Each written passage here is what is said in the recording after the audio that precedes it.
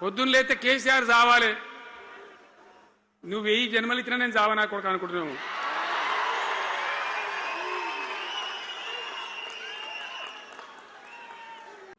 ఇప్పుడు జగిత్యాల కేసీఆర్ సభ అంటే మళ్ళీ ఇలా పైసలు విడుదలన్నట్టు, రైతు బంధు రావాలంటే మళ్ళీ సభ పెట్టను అయింది, మూడో కిస్తీ రావాలంటే మళ్ళీ ఏమన్నా కేసీఆర్ సభ పెట్టాలి. ఇక అంతేనా? ఇది ప్రభుత్వమా?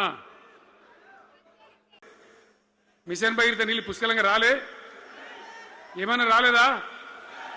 వచ్చినాయా? మరి ఇప్పుడు ఏం రోగం పుట్టింది నాకు అర్థం కాదు. ఇప్పుడు ఎందుకు గుంటుతుంది అది? ఎందుకు నీళ్ళు ఎత్తలేవు? వస్తున్నాయా ఇప్పుడు? మరి ఏం చేయాలా?